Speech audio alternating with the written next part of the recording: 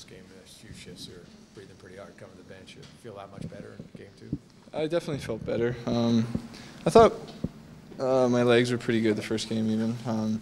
There was one shift where it was PK, kind of had to keep up with Connor, then back check, so definitely I felt it there. But the timing was a little bit off, I think, the first game for sure the first period. And after that I settled in, but last game felt pretty good out there. When you were at the World Cup with Todd, you played left wing a little bit. He's talked about something he might try, and people think about Nugent-Hopkins and McDavid. What do you think of the left wing? When you played there, is it that much of an adjustment for you, if any? It is an adjustment for sure, but it's not a huge one. When I was playing at the World Cup, I was with McKinnon, and for the most part, and we just kind of rotated. I mean, he was probably more center than I was, but depending on where the face-off was, we'd kind of switch off. And when Connor and Leon kind of play together, they rotate down low, so it's not like you're just set, and it's not set in stone where you're going to be on the ice at the whole time. So there is some movement, but at the same time there's a little adjustment, because right now I'm mostly always first guy back, first guy low, and taking all the face-offs. Can it be less taxing than you mentioned when you played with McKinnon? Can that be a benefit at all for you, maybe not always having to be that guy every shift? I think it might be a little bit less tiring. You don't obviously play defense in your own zone as much when you're the winger. But it's a little bit different game. It's more of a stop and start game too, which can also be a little more tiring.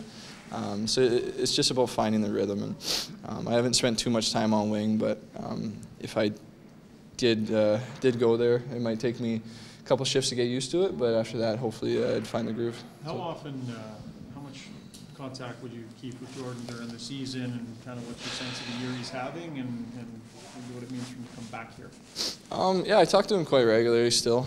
Saw him when we went out there, obviously, but I think he'll be excited to come back here and play, and hopefully the fans give him a good ovation. I mean, he spent a lot of time here. He put in some good years as well. So hopefully they cheer him on loud, and but I mean, he's obviously having a good year, so it's definitely.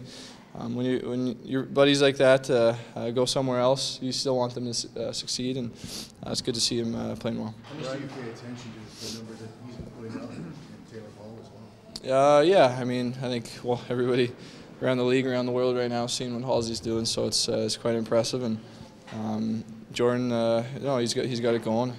I think we don't see too many of their games, but early in the year I saw he's playing with Barzal, and those two were clicking quite well, so I'm not sure if he's still with them, but obviously Barzy's doing really well as well, so those guys obviously found some chemistry early. You grew up in the same club as Barzal, and are you at all surprised that he's got more points than John Tavares? Is that a stupid question? Well, I mean, maybe a little surprised that he is more than JT, but I'm not surprised that he's doing so well.